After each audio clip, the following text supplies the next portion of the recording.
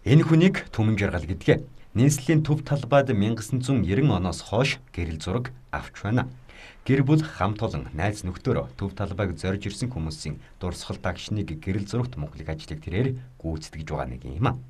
Түүний хамгийн их хүсэн хүлээдэг үе нь шинжлэлийн ур амьсгал орж төв талбайн гацуур сүндрэлсэн 12 дугаар сар. Учир нь хүмүүс гар утсаа эдүүд үзэх болж төв талбайн гэрэл зурагчдаар зураг татуулах хүмүүс цөөрсөн учраас өдөрт 5 эсвэл 10 мянган төгрөгтэй гэртээ харьдаг болсон. Харин 12 дугаар сард өдөрт 50-аас 100 мянган төгрөгийн ашигтай ажилтдаг учраас хүү хүлээдэг байна.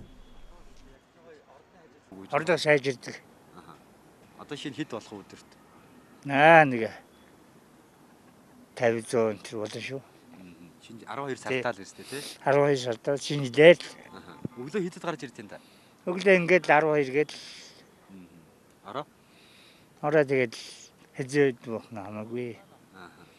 Хүмүүс авахулж Тэгээ 31-ний ороо шинэ 12 хүртэл зогсон шүү дээ. Одоо их 1-2 цаг хүртэл зогсно.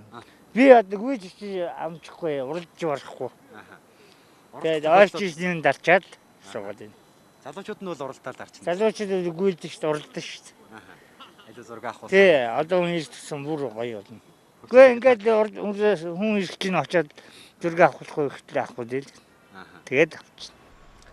Гэрэл зураг авах нь түүний мэрэгжил бас хамгийн дуртай ажил нь. Тийм ч учраас өвлийн хөдөн жаварт зураг авч зогсох нь ашигаас гадна дуртай зүйлээ хийж байгаа юм. Зоон солигдох өдөр ойртох тусам төв талбайн сүлд модыг тойрон зураг авах хүмүүс нэмэгдсээр Түмэн жаргал зурагчингийн ажиллаж нэмэгдсээр байна.